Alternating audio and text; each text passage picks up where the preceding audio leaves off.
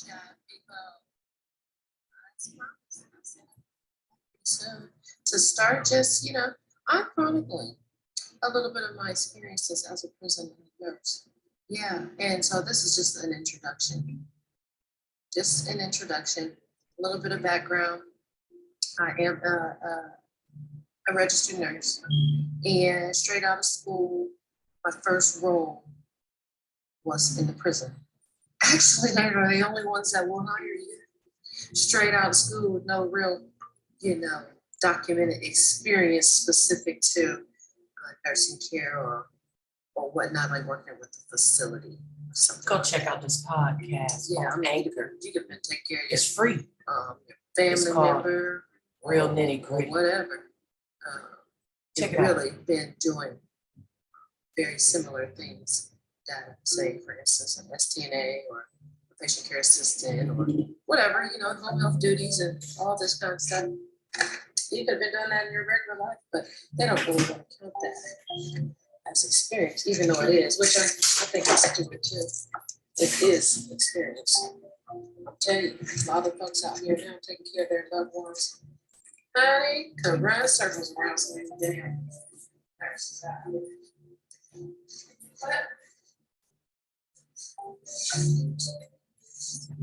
Yeah, I have been applying for these nursing roles, and this is how I found out too that if you don't have the experience, a lot of people will not, a lot of jobs just aren't going to hire you. At least the government jobs won't, because I have been applying for nursing jobs with the state, and a human resource lady, she reached out to me, and I was appreciative of her later on too. I said, "Wow, she didn't do that," but she did. She gave me a call. She said, "I keep seeing your resume, and it's not that I have an extensive background and all that working and and all these diverse roles and stuff like that. Even up until the point you got to be a nurse, it wasn't nothing like that. Just none of it counted specific to nursing. And the roles I was applying for, you needed to have at least a minimum of 6 months, as a nurse, before they could consider you." She was saying, the only thing I recommend for you to do is go ahead and fly out there with the prison or jail or something like that, because they get anybody. Nurses really won't work in prison or whatever reason. Most nurses don't want to do it. It's safety. Yeah. And I don't know if you're not because it's safety, just because you don't cut that way. It takes a certain type of person, a certain type of individual to be able to work in prison. So I consider that too, that's for sure. I am in my garage, so I'm actually trying to model a bit out here. Because they have a little stitch. So, I can see that's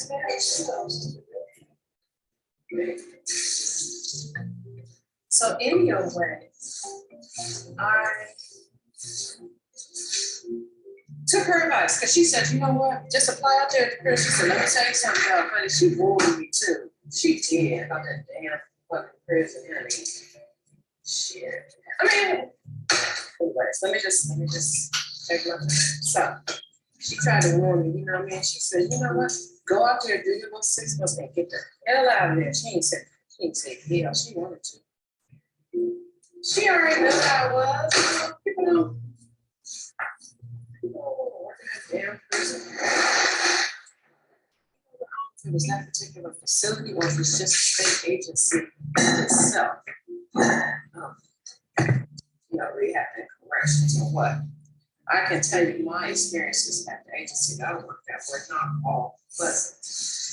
As far as administration was concerned, supervisors and things like that, like the so-called leadership, those are the most correct ones. And they don't do nothing but sweep everything under the rug, even when you tell external agencies about what they don't do shit. They don't do nothing about it until shit hits the fan.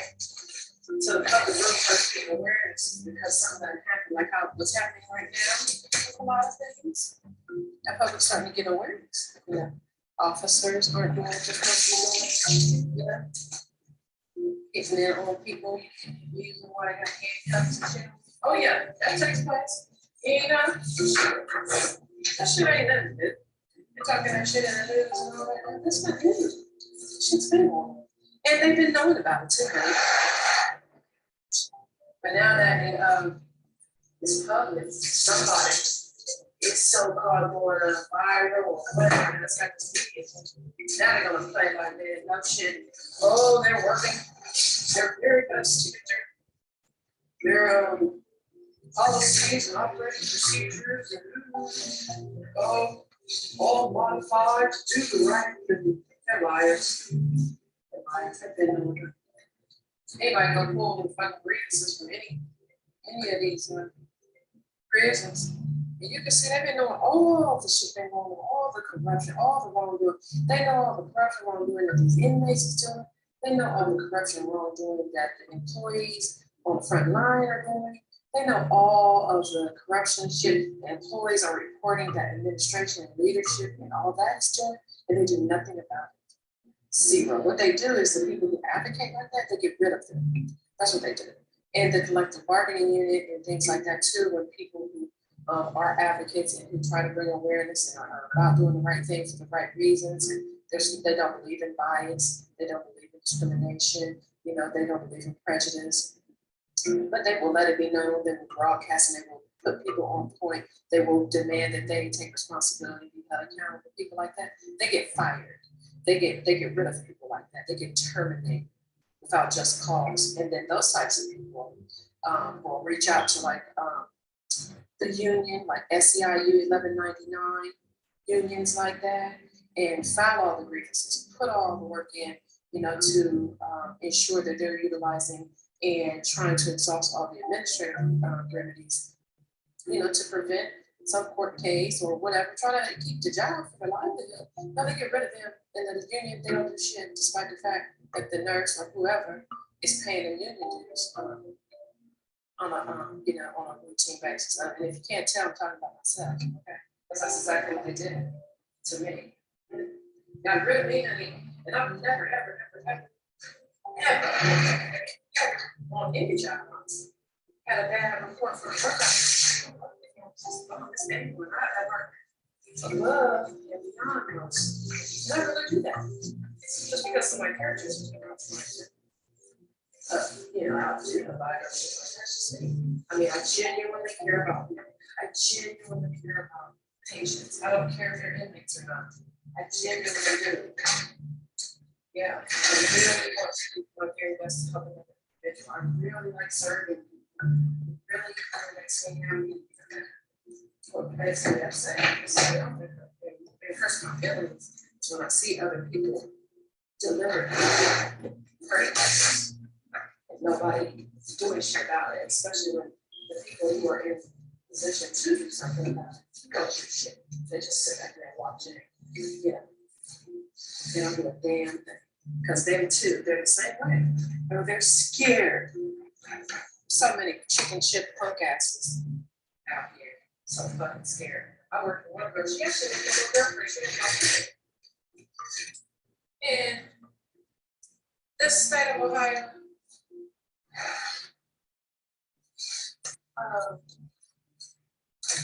Was violating overtime with the nurses.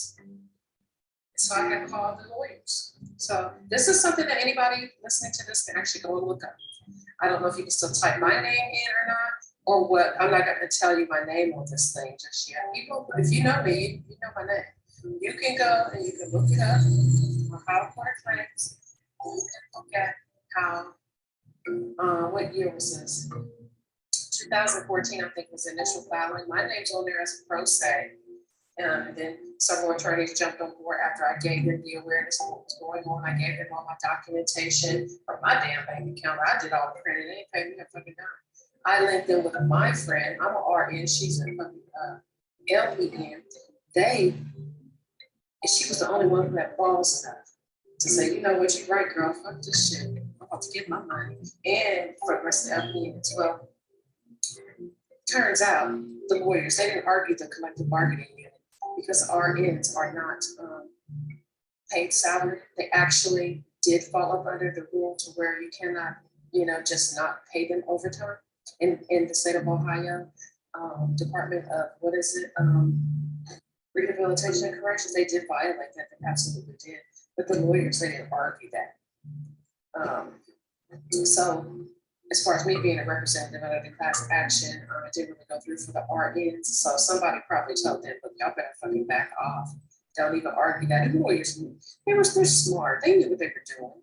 They know it's a collective bargaining agreement in place. Why wouldn't they argue that?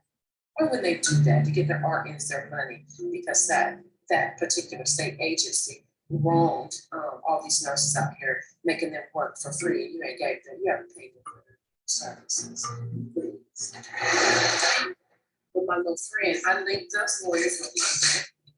It was the LPN, and she worked with them for that class action part. And the LPNs, they did win money. They get like over $300,000, and a lot of these equal out for taxpayers, they don't even know. Nobody wants to tell the story. Nobody wants to talk about it.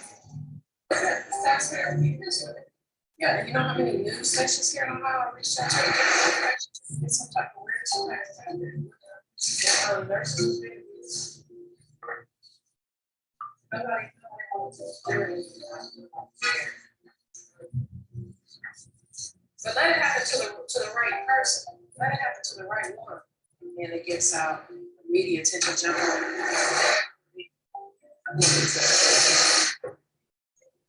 Clean shit up, like sweeping everything else under the rug. Yeah, totally corrupt. But one of the data agencies that make all the rules and regulations for other businesses and entities, aren't they? They're doing wrong, like using overtime. Like that's serious. Wow, ooh, wow. And then he was able to get back over 300,000 from just opiates. Just imagine how much it would have been for ours. We make a lot of money, especially when you're state. Overtime, yeah, I think I should cut it off about 3 years or something. And go back to that. That's just how much that. Yes, it still is public record. But you have to have awareness even know that.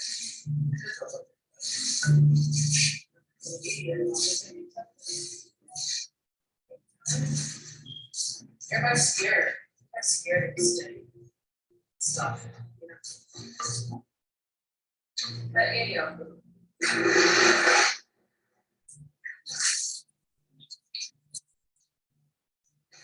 Yes, I got this. Oh, I got this lemon fabuloso. Makes it so good. Yeah. So I started working here.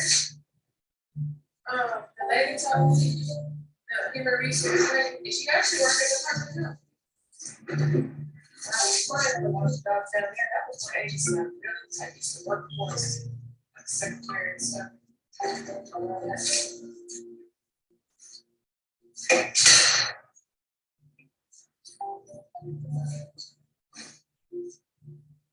That's good. That was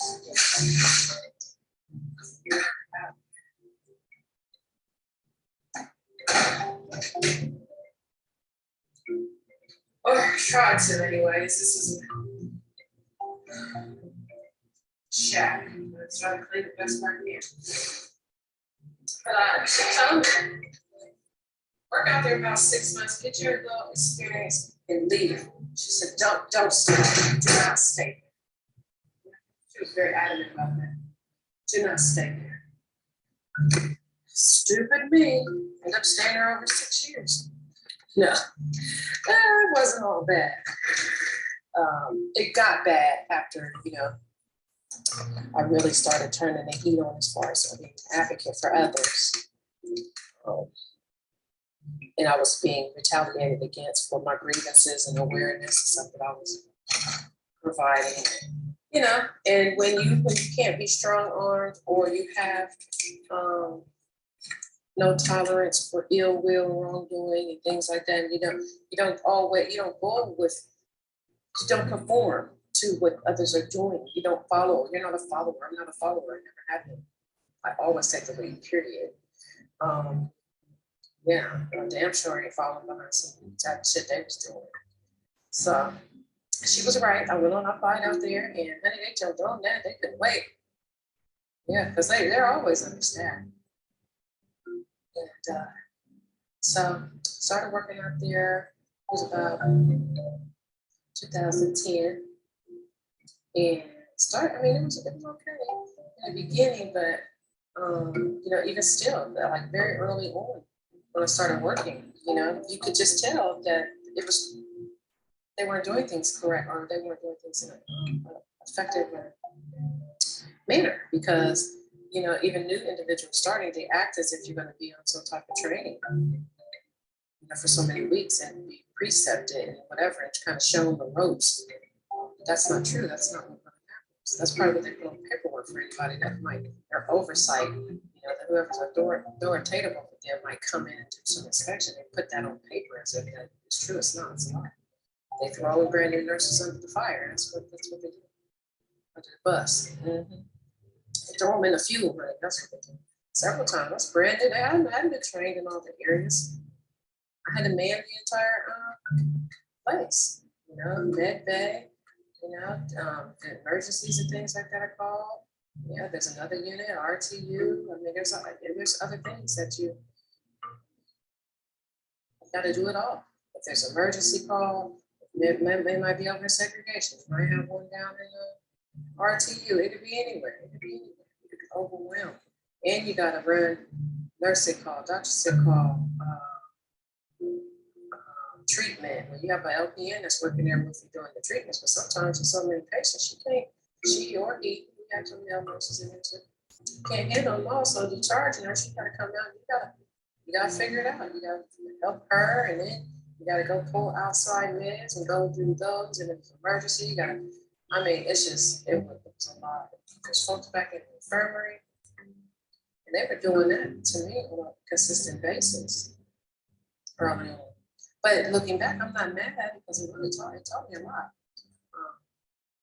Yeah, and people seem to sit and think that working in a prison, that nurses don't have any skill set. It's the complete opposite. They have a lot of skill set because they have to be able to critically think and think, when their feet fairly rapidly. You never know what's going to occur. You really don't. And the extent of the emergencies, a lot of people wouldn't be able to even deal with. Some serious trauma and things like that. So prison nurses, they really do have critical care, trauma, acute care, chronic care, infectious disease, wound care. They have all of that. They have all of those skills. Urgent care, ambulatory, they have it all. Okay, they have substance abuse, addiction, they have that. Yes, mental health, behavioral, they have all of that. They have everything all encompassing what's out here in the outside world, right there in that prison. And they better be ready to fucking deal with it. Period. Mm-hmm. So if a nurse decides to come outside the prison that's been in there for a while, oh, she was pretty bomb. If anything, you may have to teach a nurse like that. Say a nurse comes out of prison and has been really working day in, day out on a critical or a trauma unit. You might have to go over a couple of things, teach a couple of skills, or she might have to learn, those base medications and shit like that motherfuckers is using in minutes. But that ain't gonna take long. It ain't gonna take long. She's doing this shit every day in that prison for the most part. And improvising. How about that? Improvising, because they may not have everything that the trauma unit might have, or the care unit might have, to provide immediate intervention for some type of pain for the patient or whatever, depending on whatever the injury is. Okay, but you best believe your prison nurse, you know exactly what to do when that inmate come up, or somebody that took a can, opened it up and took the top piece off, all jagged, slit somebody's throat open. She know how to handle that. She know how to handle when somebody took their, surgical incision that had already been approximated with some few little staples or sutures, and then somebody in the mental health unit, they done pick those staples out, or pick the sutures out, open that wound up, then pooped, okay, pooped and dug in it and deliberately put that duke up in that wound. She know how to deal with that. Okay, how about that? Mhm. Oh, that's a whole other world inside there. Curious. So don't sleep on the correctional nurse. Well, I'll get off into all kinds of other stuff. So I'm gonna try to get back on track here, keep it a little tiny bit structured. But this is the introductory, of what's forthcoming. It's forthcoming. It's a lot of stories. It's a lot of excitement. It's a lot. It's a lot. It's a lot of moments that you'll hear things and you're like, oh, hell to the no. What? What the fuck? For real? Girl, bye. Yes, honey. Yes. Some stories I tell people, no, they didn't. Are you kidding? I knew that was going on. Especially I'll tell you when they said, I knew that type of shit was going on, but maybe somebody there had like a family member or something that came there. I've known a couple of people that was in there, but you have to put in something. You have to put in something like a nexus form. If you know somebody, like one time, girl that I knew, she dated this guy who was a roommate of the guy that I had dated, and I was no longer with that guy anymore. She was still with the other dude, but me and her kind of kept in contact. She was like, yeah, I liked her. She was cool. And she told me one day, she was like, girl, I saw you. I was up there. I was up there visiting. And I'm like, girl, you know what I mean? Because I don't recall telling her specifically what pretty. So, but yeah, she was in the visitation. And my son looked out the side, see me check, going to get my shits and stuff, my keys or whatever. But at the moment that she told me that, I had to find out who her son was. I had to ask her because I had to let them know that because you can't. Even though I don't know her son and stuff like that, still, I don't know if she could have told her something. And that type of shit. So I had to put a nexus in on him. And then my cousin, he did a little bit of time in a jail, prison. And I never anywhere where I was, but still, it doesn't matter. You still have to let them decide to put it. But yeah. So I started out there in 2010. I first worked up there on med bay. And you can be a brand new nurse. You may not really have anything outside your schooling. And you be that charge nurse, you sure will. So when you see a brand new nurse, if they decide they're gonna leave that prison or do something else on the side, home health or whatever, and they tell you they've been running it, they've been the head, they've been the lead the charge nurse, running multiple units and handling a multitude of different situations and circumstances, and just really, really, really comprehensively putting in place that whole nursing process and things. They're not lying to you. They are, because they've had to. They've been thrown into it and had their nursing license put on the line most often too. But I'm the type of person when you do me like that and I'm pressed up against a wall, I just kind of work a little bit better that way. I learn very rapidly. But I don't think I'm that type of person. But so I'm okay with it for me. But I don't think that's the right approach for everyone coming in here. I don't think it's fair for some people to work that way. I think that's a form of abuse for brand new nurses and things like that to do them that way. And you're putting their license at risk, and you're also putting their lives at risk. A lot of them hadn't even been through some of the different trainings and so forth to help prepare them in the event. In the event of a hazardous situation that could ultimately take their life. So I worked in med bay for a while. And then sometimes we would rotate anyway down to an area called the reception area. And that's the intake where the events first come in. You got to do the interviewing processes and things like that. You do the medication review and reconciliation part of it when they come from the GL, that type of thing. Get them all set up with, just getting their baseline information, baseline vitals, getting labs, getting them set up with the physical, that kind of thing. Just the whole intake process. And then you got, like I said, called RTU, which is more of a mental health camera. We really didn't rotate down there so much. As far as if there was a nurse that called off down there, you weren't, put down there to cover that shift.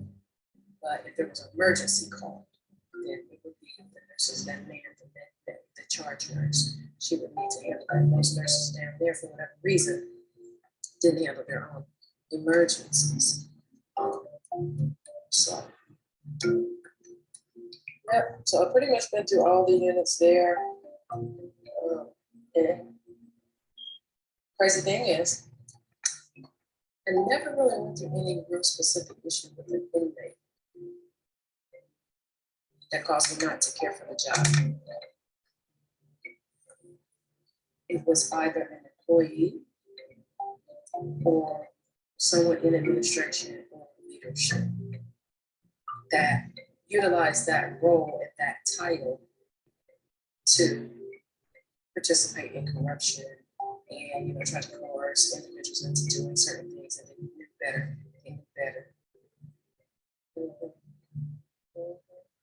Totally going outside of what you were taught in school and what you are supposed to do to keep your license and things like that safe. So yeah, it ain't the inmates all the time. It's those employees and it's the supervisors and all that. And honey, one time, I may have said this already. They had an officer, like a lieutenant, supervising nurses.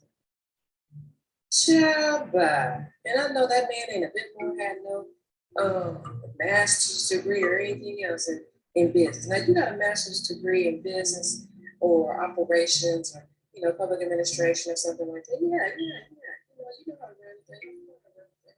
And then you might have a little sidekick, a healthcare administrator or a nursing supervisor or something like that to kind of back you up from the clinical perspective, because you really don't have that insight.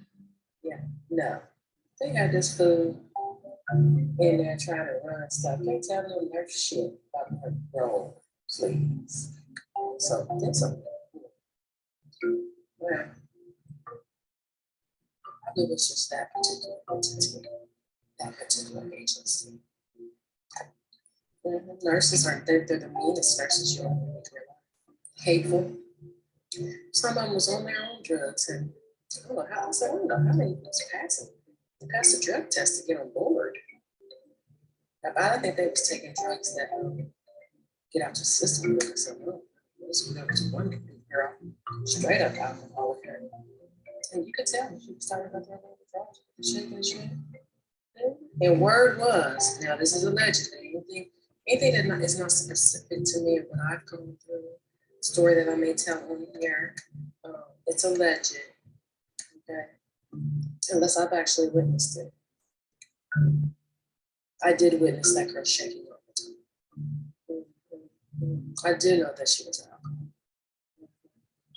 alcohol. But word was she was in that med room stealing the meds, patients, inmates, like clonidines and stuff, and lying. And then writing down that, getting her friend, her good girlfriend in there who was also a nurse, to say, shit, I'm doing something right now. That scared me. Ooh, opened that door like that. In my heart. I don't know what happened anyway. Yeah, sign with her as if they have wasted. Because you could do that. You could do that easily. There. It's not- Yeah, that was the word on her. Or take people's medications and stuff out. Be given to officers like they needed something. Some pill that they was taking on their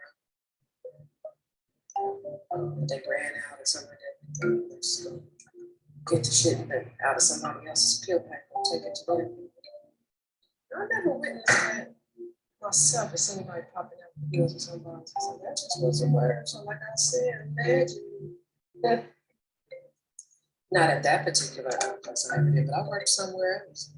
And I did see a girl. Well, she told me that's what she does. I didn't see her actually. She said it out her own damn. She takes people's stuff like their antibiotics and stuff. She sure do. But who you gonna run tell that to? Who you gonna run tell that to? That she's doing that. That's my word against hers. And shit, and whatever. She's like, oh Lord. These aren't good people. These aren't good nurses. These people should not be in the room. That's why I said people are fake. They're fake. They put on facades. They put on shows. They're not really who they are when they're presenting to you. Mm-hmm. Yeah. Most of society don't know there's nurses out there that still.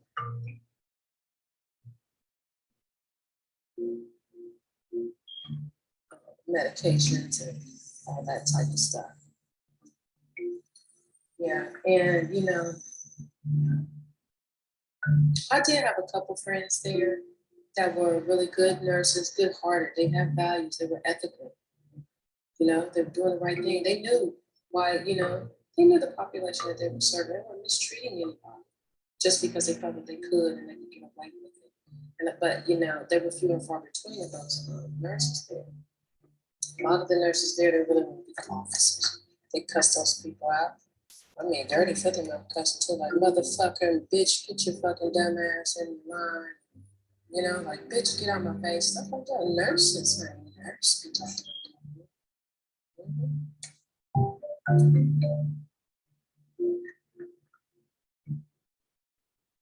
Yeah, ain't that something?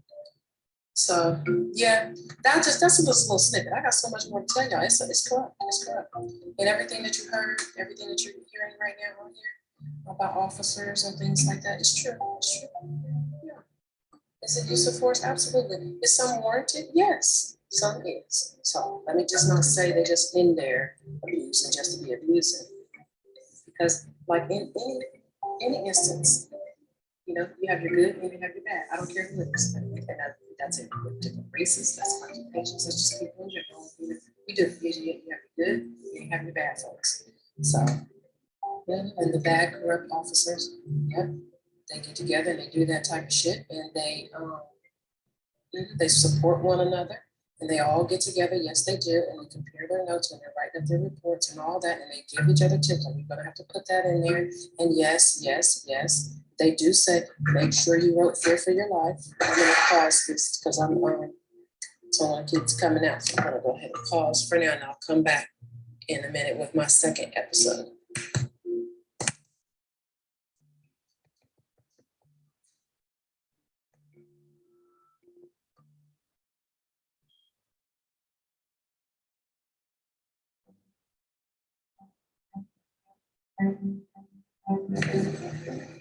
Hey, girl, boy, child, peep up. Back. Had me a little snap.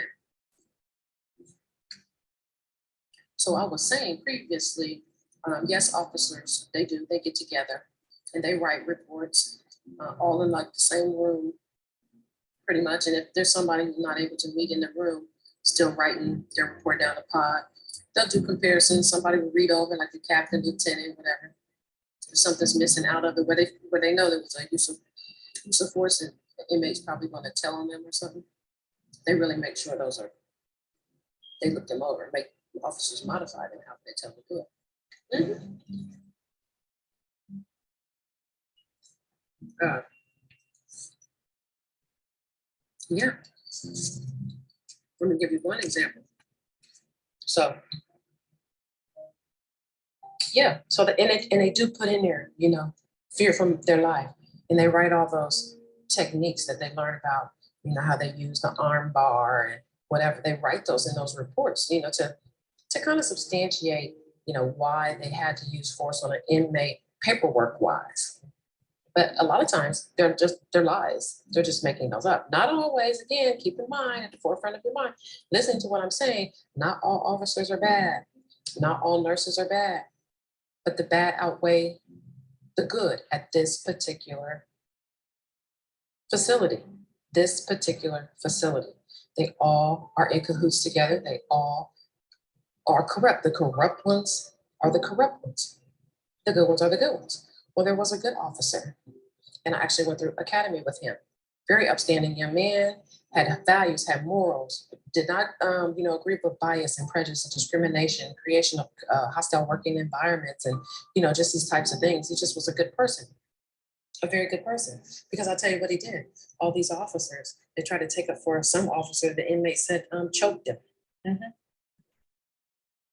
All the other officers writing their reports to match each other, kind of going along with the officer who was being accused of doing the act, saying that he really didn't do it, just lying. Because the officers, what they can do sometimes too, they know where there are no cameras. So they'll take inmates places where there's no cameras. So you won't have the video. Okay, there's a method to the madness. They know what they're doing. They're lying. They're lying. The corrupt ones, that's what they do. They're bad apples. So anyway, this officer, because when there's a use of force or when there's a complaint or something like that from an inmate, there's an investigation that will take place because it has to, because they have to have these things written down just in case the inmate has the opportunity to sue. So they make sure the paperwork is all together. They know what to write in there. And so this officer, he was present at this particular incident. He actually did witness the officer choke that person, the inmate. He refused to write a report reflective of whatever narrative these other corrupt ones was trying to put out there. He said, I'm not doing that. I'm not taking either side, but I'm going to just write the facts. I'm supposed to just report what I seen, what I witnessed. I'm going to tell the truth. I'm just going to tell the truth. And what's wrong with that? That's where I have a complication. What's wrong with somebody just telling the truth? Well, corrupt people, wrongdoers, they see an issue with that. And they're going to come and get you. You're going against the grain of their corruption and what they're trying to promote. And they're abusing people and doing wrongdoings and getting away with it. Mm-hmm. Yeah. And, because they think they're real fucking police anyways. Correctional officers do, some of them. And they're not, but they think they are. Yeah. And so they try to put down the law. And some use of force is actually unwarranted. It really is. I'm not saying that the everyday report that I reported to work, people were deliberately beating up on inmates and stuff like that. Some of it is warranted. I'm going to say some inmates I'm like, oh Lord, but but there also are incidences where officers will plot to beat an inmate up, if they don't like them or something like that, they'll pull that cord. And when they pull their cord, it's like 20 to 30 officers coming to rescue them, come to their assistance, which they need to do that because it really could be a bad circumstance. But sometimes it's planned and they make up lies. And then the inmate might tell on them or write a thing, but nobody ever believes the inmate. But it will be true. Yes, it will be true. They do that. Yeah, the bad ones do. So anyway, that guy, he's like, no, I'm not doing it. Do you know all them officers that was the corrupt ones that came up against him? They hated him. They retaliated him. They made his life hell when he reported to work. Yes, they did. And he didn't have nobody to really protect him because everybody's on the same team. Everybody's on the same team. He had nobody advocating for him. Yeah, he put in grievances and everything, letting the union know and all that. Maybe that's how he was able to get a little bit of assistance because it got so bad. They was threatening him. It was almost fights out in the front of the parking lot by his car. They was trying to get him. They thought that he had traded. He was a traitor. He betrayed them because he wouldn't go along with the lie, and protect that wrongdoer officer. That's not good. That's not good. Don't do that. Don't put your hands on people and stuff like that and then lie and say you didn't. Or, you do it deliberately. You're doing those things on purpose to hurt people. That's not okay. I don't care if it's an inmate or not. You don't do that. That's not cool. That's part of the complication in that particular facility. Everybody there thinks that they still have the right to put more additional sentencing or judgment on a person for whatever they did. They don't know how to stay in their motherfucking lane and do their role. Okay, officer, if something jumps off, you handle it. You know how you feel that you need to handle it within whatever protocols are in place that allow you to do that an ethical, within the ethical realm. Do the right thing for the right reasons all the time. Don't do that. Don't abuse people, but they do. Nurse, stay in your fucking role. Okay. Keep providing that care, giving out the medications. Put that IV in. Okay. Do that dressing change, pass the meds. Or, I mean, go intervene if there's an emergency. Okay. Do your little assessments. Give them some crutches and some back rub and Tylenol, Advil, some shit like that. You're not an officer. You don't need to be calling them bitch and motherfucker and get the fuck out and stuff. Those nurses was doing that. But anyway, that guy, he wasn't going for it. He's like, hell no, I'm not doing that. Yeah, I was there one time. We got get ready to check out. Officers and nurses in line, you're ready to turn your chips in and your keys so you can get on up out of there. They have to buzz you out and stuff like that. And that guy, he was walking out too. All the mean, corrupt officers were ready to kick his ass. They was calling him traitor. And I mean, they was mad. Wow. I don't know what happened, specifically in terms of what he was able to do, but I know at one point I ended up seeing him not in general population anymore, where he was manning a pod with an alternate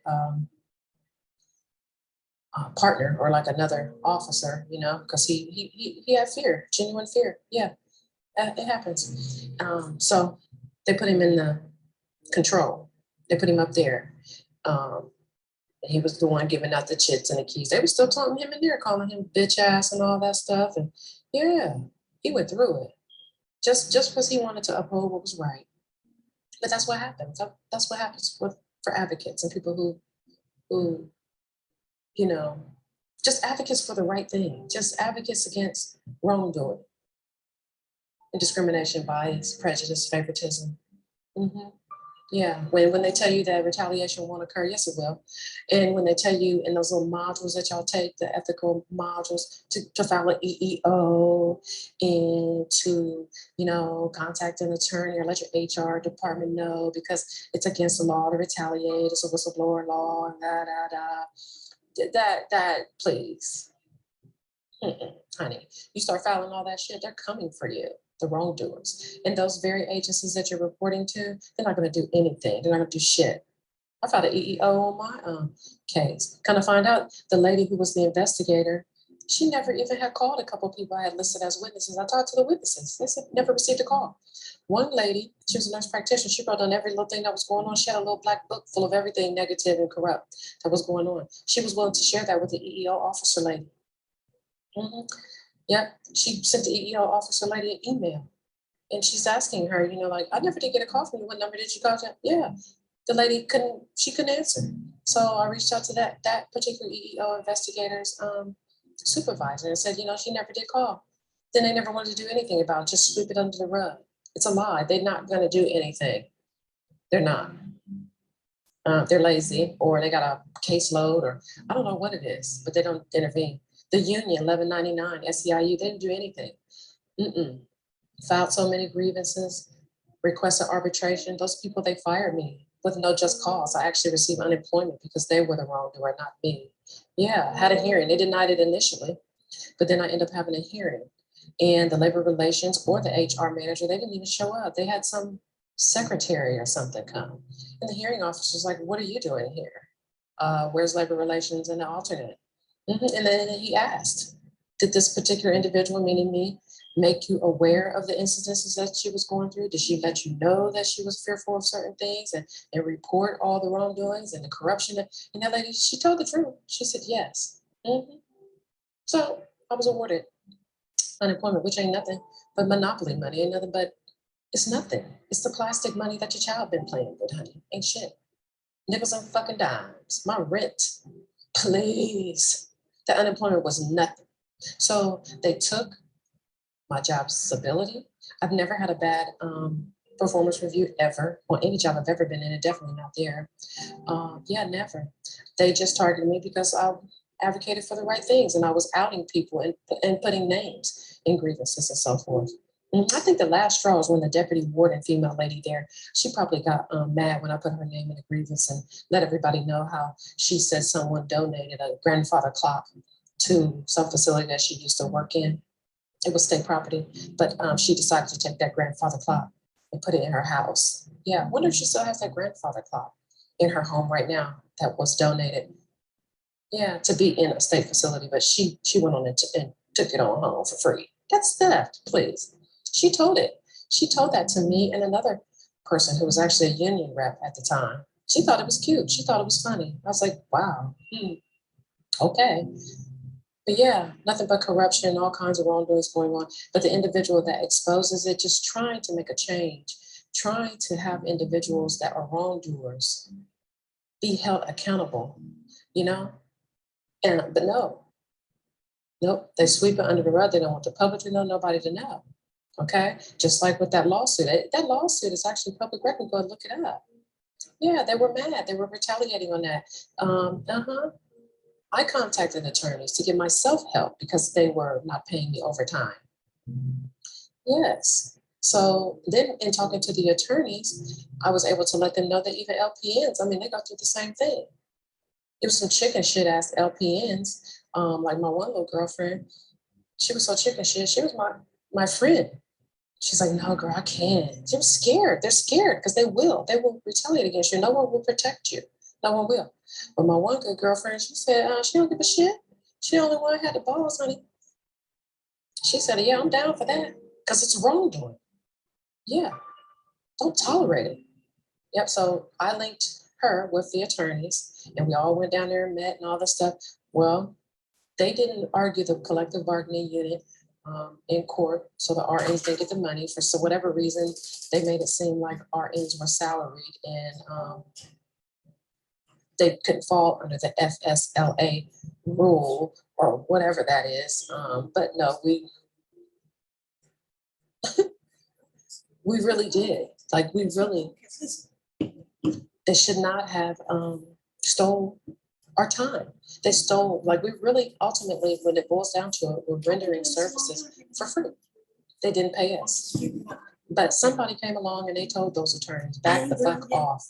Don't you argue that collective bargaining agreement and get all that extra money or something. So they threw the RN one out, but it clearly states in the contract, yeah, that registered nurses for the state of Ohio were not exempt as far as FSLA was concerned, but they got away with it. And guess what they told me? They said, you know, that if they come in and retaliate against you and everything, and they try to fire you, we will protect you. They're, you know, they can't get mad because of whistleblower. They can't do it. They can't do it. But when it came time and they actually fired me, those attorneys, they actually sent me a message and said, sorry, we're not going to be able to take the case. And they gave me a reference, like the one female lawyer there. She gave me a reference to like the attorney place that you can find some other attorney to help you in an instance where you've been retaliated against or terminated or something like that. Oh yeah, yeah, that really happened. Yep, yep. So that was a harm and an injury to me. Yeah, devastating to my livelihood. And no one did anything. Yep. Yeah, the union, they said they wasn't going to represent, even though I was paying the money. Yep. They called me on the phone to tell me that, you know, because of course they can't put that in writing just in case anybody. I mean, but you can go back and you can look and you can see that they didn't, unless they somehow got into the system and deleted the grievances. But I have them. I have copies of them. Doesn't matter. But yeah, never did anything. At least they could have said, well, you know what? We'll take you out of that particular role, find you another similar role, you know, nursing at another agency and put you in that. They could do that too. They're supposed to advocate for you. They're supposed to advocate for you to keep a job. They did not do that. They did not do that. Yeah. So I don't know, but I thought that was pretty low down, dirty. I really did. It just disrupted my entire life, took my income, and all caused a lot of financial hardship for no good reason, just because I'm an advocate. I stay behind the scenes and advocate for the right things. Yeah, for employees, for just people in general. A lot of changes have been made, that individuals really don't know who was at the forefront, who carried the burden, who got those changes made so that they, the individual, like an employee or just anyone, yeah, would not have to suffer wrongdoing, and ill will, malicious acts. Yeah, discrimination, bias, prejudice, favoritism, intimidation, coercion, all of that. It all takes place at that place. Creation of a hostile working environment deliberately, intentionally, it occurs. Yeah, I wrote it all down. I put it all in grievances. I named all the names. They're pissed. Yeah. So anyway, that particular officer, he was still working there by the time I left. So I think things had calmed down, you know. But I don't believe he ever went back out into population where he had a partner or something like that. Yeah. Mhm. So something else at that prison, something else. Mhm. And they will make up lies. The nurses. I never worked anywhere where there were so many incident reports written up against each other between the nurses. And the individuals would, deliberately set out to make your day or just your whole work life hell. They would do it. One nurse told me just before I started, said that was an incident that happened to her. She said when she got there, some nurses had actually stolen meds out of that pill room, put them in a little tiny little envelope, and put them in that girl's locker. They knew her combination to her locker or whatever. They put it in there. They wrote up an incident report. hmm They had security or somebody come and check that girl's locker, and they found them little pills in there. I don't remember how she said she ended up coming out of that whole thing. How she was able to defend herself against that, but she did. She told me, I don't know, she was able. She said, "Be careful," because she was just telling me, "Be careful here. They're really some of the nurses here are really backstabbing, like demons, like really devious, hateful. Will try to destroy your entire life, put your nursing license on the line, might even have you end up with a charge that could put you in jail. That could have got that girl time in jail, still medications and stuff. They do that type of stuff. hmm Yeah. Had never seen so many incident reports of people trying to destroy one another. And I never did until there. Never seen so many evil nurses, individuals that just don't want to put a smile on their face, individuals that just look, they come to work every day to look, to hurt and harm and taunt and abuse power. hmm Really, really bad, really, really bad. Yeah. But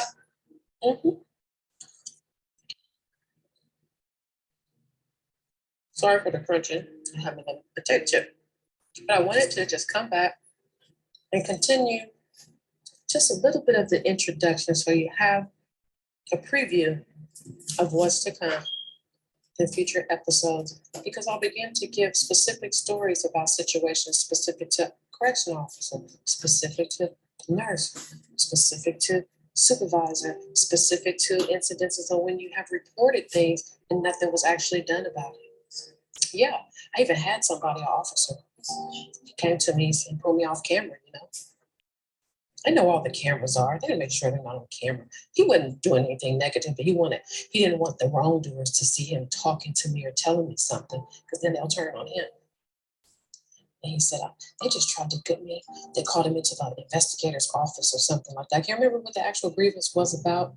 They was asking him something about an incident that had occurred.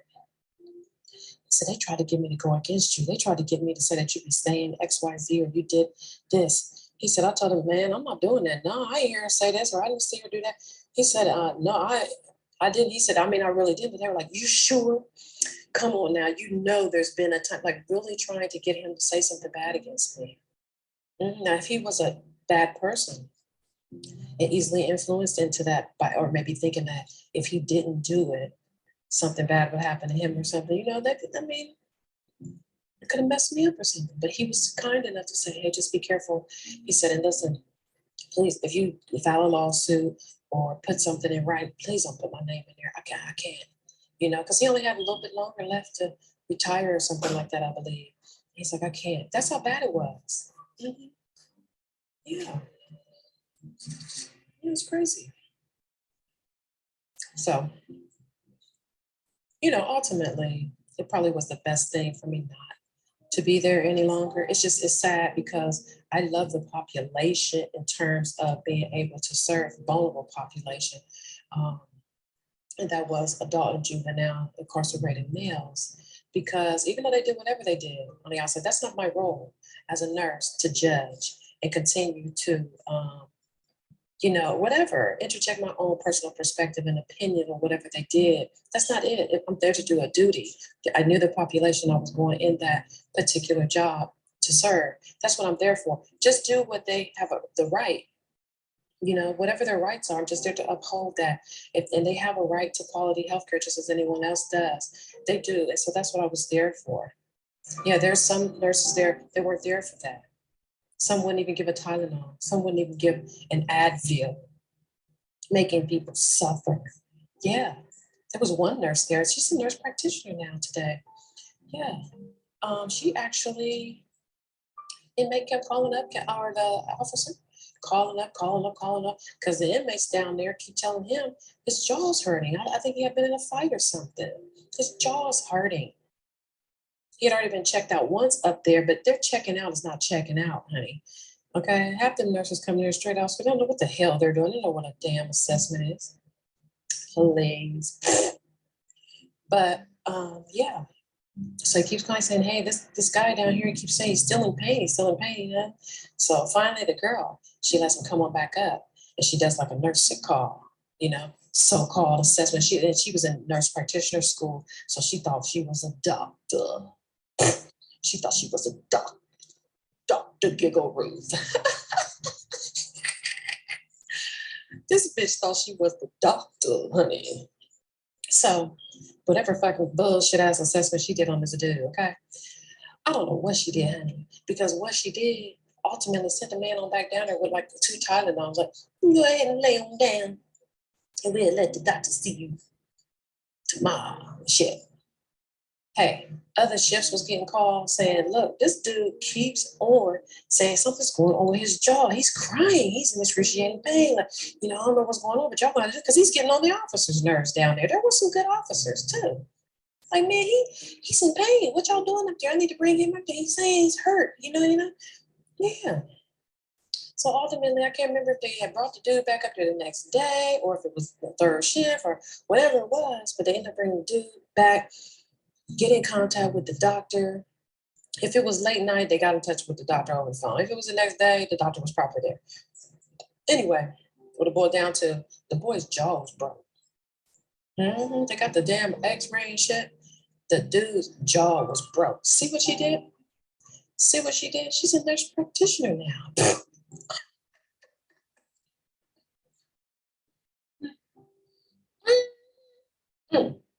That's how shit be going down. Be going down. But guess what? That boy may have never even known that it just depends. There's some inmates, they know the process. They know. They put in a grievance, they get their family members involved and all that. They get people looking into shit. They get lawsuits, they get all the records pulled, all that, but there's some that don't. And they're the ones that's in there suffering. They don't know how to advocate for themselves, nothing. He may not have known that he could bring the awareness to somebody, not only within that bounded institution, but also on the outside and have his case looked into. That's malpractice. What you do, girl? Could have been really, really, really bad things that happened to him post your negligence of not getting him some immediate attention or starting some interventions that could have got him the proper care immediately. Quality. Yeah, they're failing in there. They're failing. Those are poor business practices. But nobody's looking at them. Nobody's looking at them. And if they are looking at them and they're finding things, they're sweeping it under the rug, letting it slide. It's not gonna make a difference until something happens really bad. Then the public could get in the ass, perhaps. Yeah, I've seen officers do bad things to inmates with their hands still in the cuffs. One guy, he kept hollering, screaming, I think my wrist is broke. That officer kept twisting his wrist on purpose. They spray that hot spray stuff in their eyeballs. and they have to bring him to medvac, and the guy has hands behind his back in handcuffs, getting leaning over the eye wash, trying to get his eyes washed, but those officers keep bringing him back and forth and banging his head into the wall.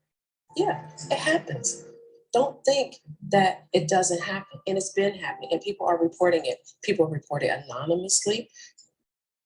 There is an outside agency that you can actually report things anonymously when you believe that something is going on with an inmate somewhere.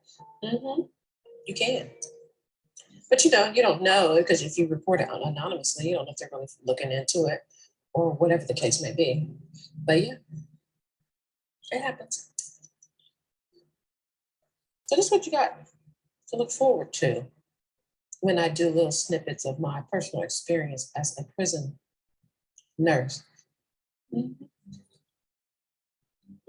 Mostly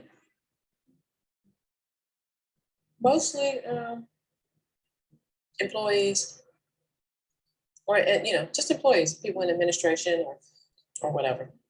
Those are the very individuals that probably should be the inmates. Yeah. Oh yeah. So I had another instance where guy says, hey, they up there talking about other inmates. They're up there saying, they're gonna kill me, they're gonna fuck me up. Because of whatever he did. They knew about it. Other inmates, they knew about whatever he did. Must have been something horrendous. I'm doing his intake. It's like, I gotta get in PC, I gotta get in protection. I can't, because I already said they're gonna kill me in this time. I go and I ask the officer guy, like, hey, he's saying he needs to be in protective custody. I'm just letting you know now, for whatever you have to do, your process is to let it be known so he get ready to get over there in segregation, or however they do their little thing. I'm gonna be in that officer's business. I'm just doing my part. The officer was refusing to do it. He's like, no, you know what he did? Do you know what he did to those whatever? I don't know, I can't give too many details of things, for people to figure out whatever. And I'm just saying, just giving a roundabout, you can be creative in your own mind. And I just basically said, I can't take that into consideration what he did. All I'm saying is, I said, I'm telling you that I'm going to write down everything. I'm going to write down that what the boy told me, and that I told you, and then you refused. I have to do that. I said, I'm not trying to be funny. I mean, I understand, whatever he did, but that has nothing to do with me. That's not my role. All I'm doing is, from a nursing perspective, the man is telling me he's in fear for whatever reason. I have to let you know, so you do whatever you're supposed to do to protect him. I mean, I don't know, but if you don't do it, and that was my friend, the officer guy. I loved him to death. But you can love people to death and all that, but you still can't go along with their wrongdoings. You can't. That's like your kids, your family member, anybody. You can love them, but you can't advocate for their wrongdoings and stuff. You can't. Your kid or your loved one go out here and murder somebody and stuff. You can't protect them. You can't. You can't hide information, and you just can't do it. Period. Fuck. I mean, what? Shit. So I tell the fucking CO dude, like, look, if you don't do the shit, I'm gonna put it in the documentation. But I'm not trying to be funny towards you, and then I'm not trying to do that. But I don't do whatever the fuck y'all up here and doing. I'm not that woman. But I told him, I tell people, I don't go and sneak. And he told me no, and I go and sneak and still write it down and get him in trouble. No, I'm going to tell you. I'm going to say, listen, if you don't, then I'm going to put it in this. I'm letting you know up front. I'm not trying to be funny, and then let him put the ball back in his court. Let him make his own fucking decision on his own demise and his own consequences he's going to face for not doing what he's supposed to fucking do. Period. But ultimately, what do you think he did? He got the fuck up and he went over to whoever the fuck he's supposed to go over to and tell them that boy was scared because whatever the fuck the other niggas up there in the shit was saying. That it was going to kill him and stuff. And that boy came down there and told me these motherfuckers up there could kill him. And I didn't do shit about it. And then the nigga, he get killed? Hell no. Nope, I'm not doing that. So, and anybody listen to my podcast and stuff like that, or, I'm a cusser. This is just me. I'm just being real. These are real life stories, real life experiences. They actually did occur. There's no lies. It's not fiction. This is true. And this is just how I am. Yeah. So just because I cuss or whatever doesn't take away from my being and who I am as a loving and caring and compassionate individual that is a no tolerance type of a bitch though. Yeah, I don't take no foolishness, no shit, especially when you're hurting and harming other people. I'm not gonna do that. Mm-mm. Mm-mm. I'm not gonna do that, boo boo baby. So that's another little story. But he got it. He did what he's supposed to do. He got to do his little thing. Yeah, he came in there. He's like, you know what he did? He told me what he did. Yeah, he told me. It was bad. It was very bad. Man, it was bad. But I mean, it was. But I'm not the judge. I'm not the adjudicator. I'm not Jesus Christ. I'm not God. I can't. That's not for me to do. I'm just here in my little nursing. I'm just here being a fucking little tiny nurse. I just want to get the boy's medical history, set up his little MAR, okay, get his labs ordered, do his little PPD shit, okay, whatever, and whatever he's supposed to have right now, give it to him right now. I'm just going through my little questionnaires and shit. That's it. I don't care. I can't be doing all the other. I can't be mean. I'm not gonna do that. Yeah, I'm not gonna do that. But I tell you that people who are that way, just upholding what is right and giving inmates or whatever, just what they're entitled to. Those are inmate lovers. People call them inmate lovers. Mhm. I don't get it, but I do. So yeah. And a couple of us nurses were really that way too. We'll really be blown back to ultimately find out, what the inmate, whatever crime they committed to wind them up in there. A lot of them really were bad, really were bad crimes.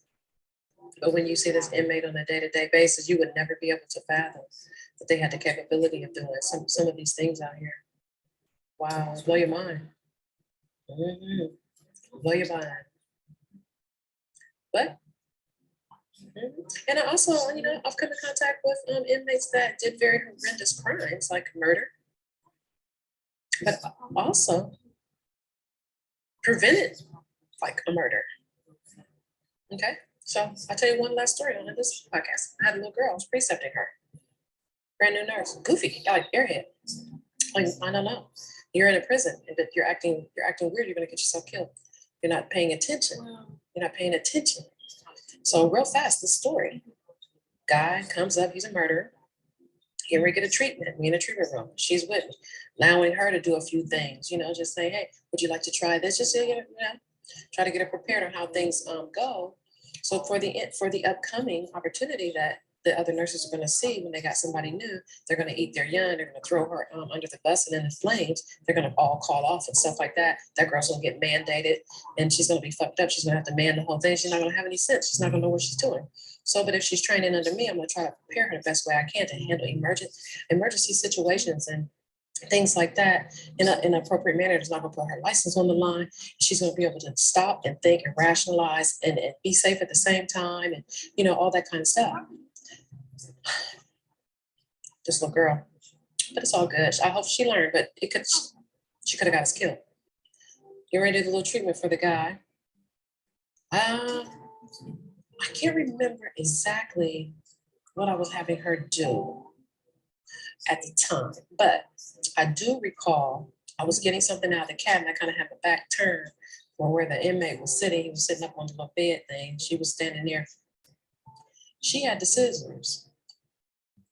I don't know what she had to do. Like, she had little chucks laid out there, and she had like some of the, she had a 4x4 or whatnot, and normal saline, right there. You can keep that next to the inmate on the bedside. You can sit next to that. But this heifer had the damn scissors sitting right by me. She had her back turned. She would do something else or some shit. I don't know.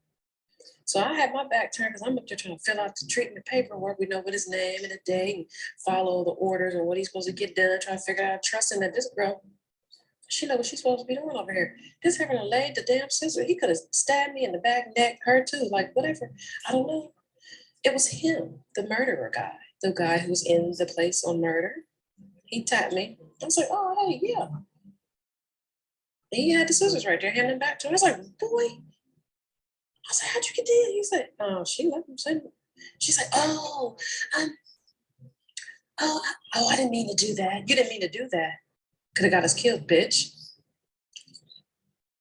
But I can't remember what I said to her at the time, but I didn't say anything out of the way or chastise her or anything like that in front of no inmate or nothing like that, you know. But I'm pretty sure I just tried to educate her a little bit on how dangerous that was, and that she really put both of our lives at risk. Just fortunately, he handed me the scissors, and he wasn't on no bull. He wasn't trying to hurt nobody. You know what I mean? So, yeah, shit like that too. And then, okay, one more. I got so many. Just wait. You gotta stay tuned. They had this one doctor working up in there. She was something. Oh, she was something, honey. She was an alcoholic, honey. Yes, she was. She believed, but one time she left. She locked that door. She had all these charts from Dr. Sickall she had did during the day. She left, said she was coming back, left off the grounds, honey. She never came back. All those records was in there and everything. She had a history of being an alcoholic. Yeah. It actually went through like treatment programs and all this type. It's all public record. You can look it up. Like you can't look it up because I'm not gonna tell you her name, who she was. But these are the type of people that they employ in these places too. But yeah, we looked it up. We looked it up. It's like something got to be wrong with because people was, like smelling alcohol and stuff. Just we like looked her up, see if she had any disciplinary actions and stuff like that. Sure enough, sure did. Sure enough, sure did, honey. And that's what it was. It was something with the drugs or alcohol or something. And she had to go through the little programs and stuff. And I mean, she's a human being. I mean, she fell off. I mean, whatever. And she went to the little programs and I think she was on some type of probation or something. But she did. She left that day and went on. But the word was, they said she probably went on the alcohol thing. But she left all those records and she never did finish them. And then ultimately, we didn't see her anymore. So they must have let her go. We didn't see her anymore. Then they had one, Dr. Do. He be in there sleep. He be in there sleep, honey. Snoring it down. Yes, he would. Patients are supposed to be coming up. You can. Oh. They had to get the captain dude to come over there one time and video him, that Dr. Man. You wouldn't believe. This shit is book worthy, honey. This shit is movie worthy. Seriously, I often thought about it. I said, you know what? I may just go ahead and write like a little ebook. I think I'm gonna write a little ebook. I really do. Because you can't make this shit up. You can't. No. You can't. It's great content, actually. And y'all ain't heard shit yet. But yeah, sleeping it down. Crazy. So, but there were some really good physicians. Oh, one of the best. I learned so much from. Yeah, he was there, and another guy. One of them ended up leaving, going somewhere else. There were some great nurse practitioners. Wow, yes, I love it. I never had any issue with the physicians and the nurse practitioners and stuff. Except those two. Those two were weird. I never had a personal issue with them, but they were just strange. I just found that to be weird that the state would be allowing those individuals to care for patients, but I don't know. Oh, and then the lady doctor. Then I'm gonna close this out. Okay, because we up here gossiping. Y'all get on my podcast, we'll be gossiping. Okay. So look, the lady doctor girl, honey, we would have these like it's treatments, so treatment time, and then the inmates they would come up and they would get like foot soaks, or say they had like a wound that needed tended to or whatnot. We'd be back there doing the treatments. And usually it would be the LPN back there in charge of the treatments, but like I said before, sometimes they get overwhelmed. They need help, and I'm that way. I'm that way, and I'm not gonna let somebody just sit over there and suffer. So we try to figure out a way to prioritize and time manage to where we're going to knock this thing out together or whatever help you, you know what I mean. And one of my girlfriends I used to work with there, we could tag team everything. It might just be me and her run the whole thing, and she was an LPN, so she really couldn't do some of the things that I could do, but what she could do, she was very, very, very helpful, and I appreciate that from her. But anyway, we would be doing those treatments and stuff. And one guy came up, he was just sitting in the hallway doing a little foot soak, just his water, a little Epsom salt, just sitting up there, chilling. And he seen that doctor, that lady, the one who was on the alcohol and stuff. He's like, they got her working up in here. I'm like, yeah, Dr. Whoever, you know what I'm saying? He's like, yeah. He's like, she was my drug person on the outside. His drug, whatever, writing him prescriptions or something. I was like, what you mean, like dealing drugs? He said, yeah, like she would write my whatever narcotic scripts and shit like that. I was like, oh my goodness. I was like, what? He's like, hell yeah. What kind of shit is that? Hell to the no. But he never. Who would believe it? Who would believe it? Who would believe it? Who would believe it? But he was telling the truth. Yeah, he was. Yeah, he was telling the fucking truth. Whatever. I'm like, Yeah. Yep. So one last story. We get for real from, but we'll get off. So I said I can eat my chips and I'm just smacking over there. There was this dude. Man, the dude, his eyes, beautiful, most beautiful eyes I've ever seen in my entire life. I'm not gonna lie to you. Like mesmerizing, bluish gray like eyes, big, long eyelashes. Like the boy, man, it was a very handsome man. It was something in his eyes. It was kind of scary though. It's kind of creepy. It was like movie type shit. Like he really could draw you in, like to trust him or something like that. But he would have something like in the back of his mind that was ominous that he was going to do to you, but you wouldn't know it. He could trick you. Like he looked like that. Like he was wow. His eyes. And actually, he was a murderer. Yeah, he was like 19 years old. He killed somebody's mother. Sure did. And he told the story, he said, it was his girlfriend's mother. She asked him to do it. I don't know. I don't remember the whole shit. Like, was the mom not letting them see each other or what the hell was going on? But yeah, he did. He like beat her with a bat or something like that. And then the little girlfriend, she got in trouble too, but then she flipped the story. She tried to say, she didn't ask him to do it or whatever, he did on his own. And he told me she got like 4 years or something like that. He got like forever till they like dig the dirt for him 6 feet, I guess. I don't know, but I'm sure he wasn't getting out. So anyway, he was coming up to get treatments for his little skin because, well, he said, he didn't like black people. That's what he said. Which is odd because, I'm black and the LPN girl who was working, who was black, but he was nice to us. He never got a problem. But he said he don't like blacks. So maybe that's a guy thing in jail, like the race rival stuff. I don't know. Well, he felt comfortable telling the story. We wasn't judging him, whatever. I mean, whatever. He said, yeah, so him and this black dude down in the little pod thing, they was having some words or whatever. I guess the black guy didn't like white people. So no, they hate each other. Well, the guy with the beautiful eyes, he was the white guy. He said he was going to get that guy, the black guy. So what he did, he took some baby oil, he put it in a pan, and he put it like microwave thing. He put it in the microwave. He heated it up like hot as he could, because he was like he had strategically planned that when the black dude walked by, he's going to throw that shit on the dude. Yes, honey. But he was a victim of an instant fucking karma, honey.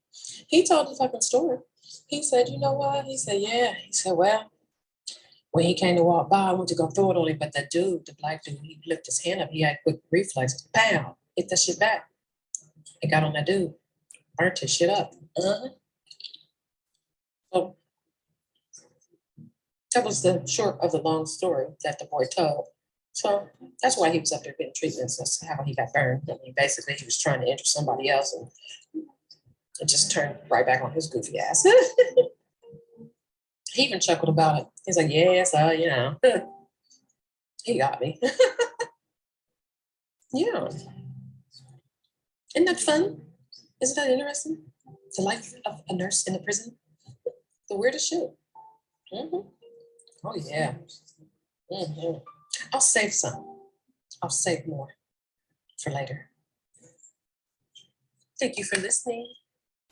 If you tuned in this long, I genuinely appreciate you. Yeah.